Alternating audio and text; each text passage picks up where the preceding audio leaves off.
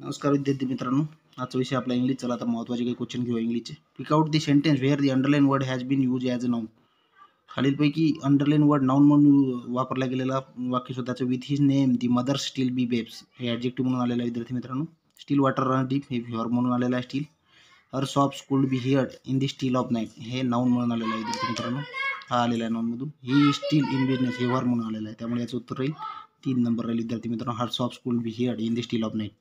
Next question बघा. Choose the correct gender of the word actor. ॲक्टरचं जे gender येईल ॲक्ट्रेस येईल विद्यार्थी मित्रांनो.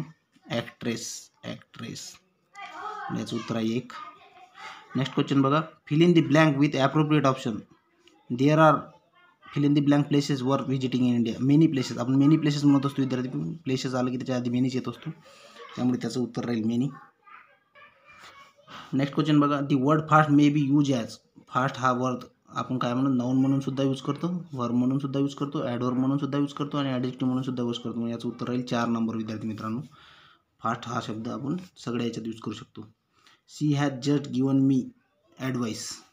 Fill in the blank. She has just given me a useful piece of advice. A useful piece of advice विद्यार्थी मित्रांनो.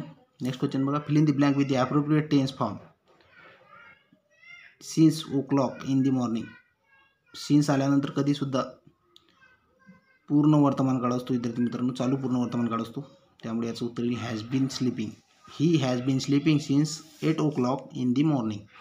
Next question बघा. Sit down boys said the teacher. Change into indirect speech. Sit down boys म्हणजे imperative sentence आहे विद्यार्थी मित्रांनो. Imperative, त्यामुळे told येईल आणि टू येईल. टोल्ड आणि टू येईल विद्यार्थी मित्रांनो. बघा याच्यात आलेलं आहे का, याच्यात आस्क आलेला आहे, ऑर्डर आलेला आहे, यामुळे इन्फॉर्म आलेला आहे, यामुळे तिन्ही होणार नाहीत, त्यामुळे याचं उत्तर होईल the teacher told the boys to sit down. हे उत्तर बरोबर आहे, उत्तर आहे विद्यार्थी मित्रांनो. नेक्स्ट क्वेश्चन बघा. Knowing that he was a convict I did not allow him to enter my house. Identify the underline clause. Knowing that he was a convict, त्यामुळे हा नाउन क्लॉज होईल विद्यार्थी मित्रांनो. एका नामाबद्दल माहिती सांगितलेली आहे त्यांनी.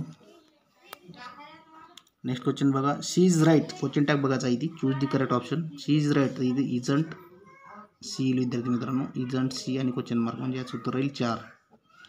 नेक्स्ट आणि लास्ट क्वेश्चन बघा आपला. What kind of punctuation mark is necessary. Paul the obstacle was beat the rain of any row. इथे एक्सक्लामेटरी मार्क येतील विद्यार्थी मित्रांनो. एक्सक्लामेटरी मार्क येतील कारण इथं सहाय्यकारी क्रियापदाने सुरुवात झालेली आहे. अशाच नवीन व्हिडिओसाठी सबस्क्राईब करा माझे चॅनल, बेल आयकॉन प्रेस करा आणि जास्तीत जास्त शेअर करा व्हिडिओ. कुठली अडचण असल्यास कमेंट करा. जय हिंद विद्यार्थी मित्रांनो.